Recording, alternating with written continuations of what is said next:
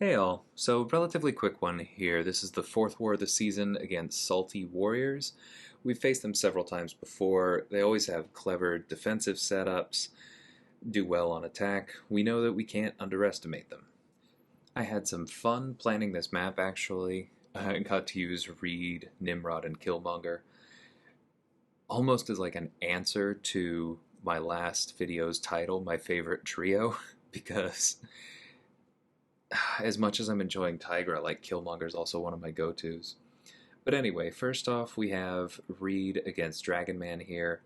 The idea is that we want to try and keep track of medium, light, and heavy as alternations, because the heavies will allow us to, pause the debuffs, keep control over Mystic Dispersion, his power gain, just in general, keep control of the fight.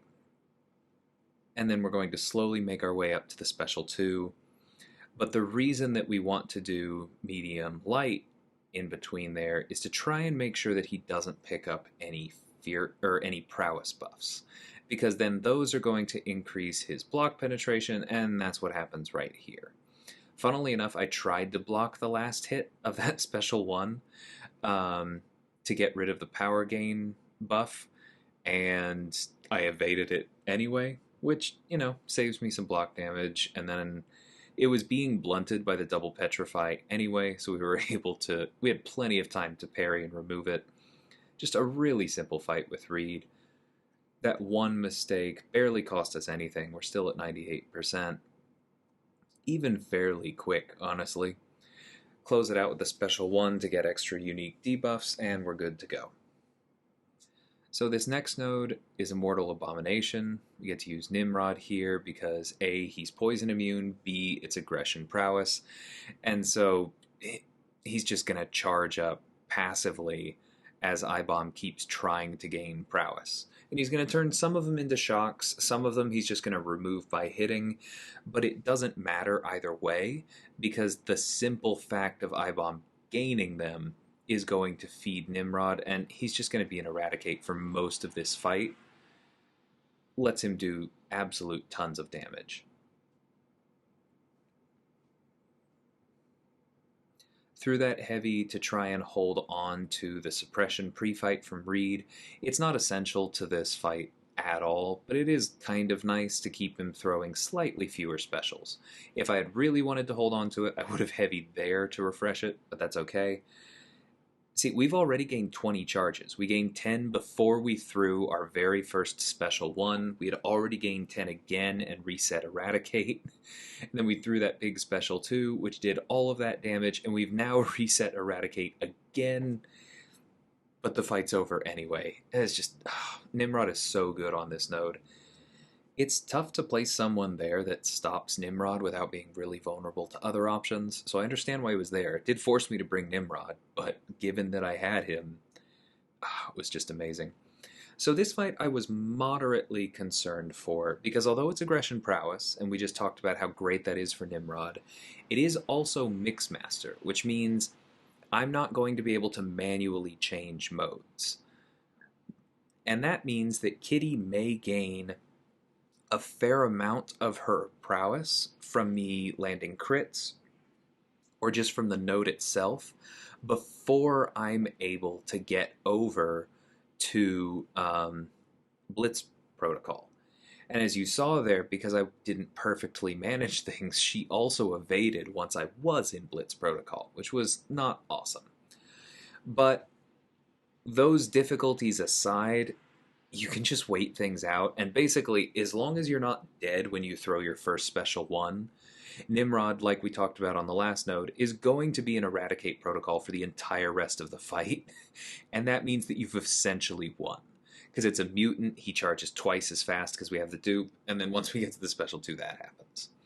So, shout out on that one to Vega for his last war video against actually us, where he took that exact node and talked through it, had a really nice fight, and just having that model helped me to not overthink it and just, as you saw, waltz through it. So that was really helpful. And then the boss is now down at this point, not because we were intentionally taking it down for me, but more for others. None of these 3 fights here are unstoppable armor, but all of them are science champions, and all of them are beautifully vulnerable to Killmonger. So this is return policy, but it doesn't really matter because we don't normally block Spider-Ham specials anyway. I suppose that this could have been pretty dangerous if you did push him to his special 2 and then tried to block that, because it would have extra block penetration and then would be unblockable. But short of that, I mean, this is a really easy placement for Killmonger, who can just... You throw away your special 1 as soon as you possibly can to keep spider nonsense down, but you're not really worried about the evades as long as you're staying aggressive enough to push him to his special 1, because you'll always get True Strike back when you need it. You're more keeping spider nonsense down as a make sure the fight doesn't go south if you mess up thing, and to try and make sure he doesn't blunt the damage of your specials too much, because he does have that particular interaction with spider nonsense. As it goes up, your special damage goes down on top of the taunt. So that's the main reason to manage it there. We have Yellowjacket here. Again, Killmonger is perfect. True Strike bypasses Yellowjacket's considerable physical resistance. Note the damage we're doing here, about 1300 on a non-crit medium, 877 on a light, and then that becomes all of that. I mean, this is with reverb up as well, but even before we had reverb up, we were doing, I think, about 50% more damage because we were bypassing the 30% physical resistance. So True Strike really helps there. Additionally, bleeds are going to completely bypass it. And then this is also Hard Knock Life, so we're using the special 1 to get those easy openings without having to rely on parry. Making sure that we don't finish our combos so that we have plenty of room to bait out his special 1s, because we don't want to block them, because if we block all 3 hits from the special 1, then he can go unblockable in the next one, and even though it's a pretty safe evade, as I proved, you just don't want to mess with that. So then takes him down before he can go into Meltdown or any of that, and then we have MODOK, and on an Intercept node, so again, Killmonger is great. The start of the fight is a little bit less fun because, as with most MODOK versus Killmonger fights, you do have to push him to a special 1.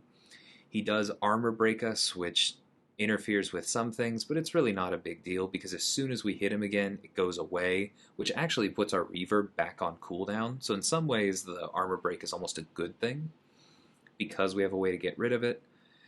And then we're almost there. We've taken some block damage, but this is the last fight of the war for me.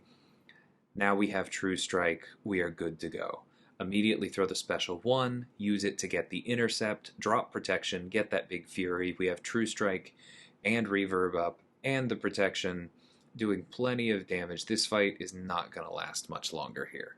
Keep spamming the special 1, keep countering his, and then we're going to get the Intercept again here. It's also going to activate reverb. Like I said, the beginning of Killmonger versus MODOK is sometimes a little bit slow, but as soon as he throws that first special 1, fight is basically over, especially anywhere where Counterpunch allows you to keep getting those openings like it does here.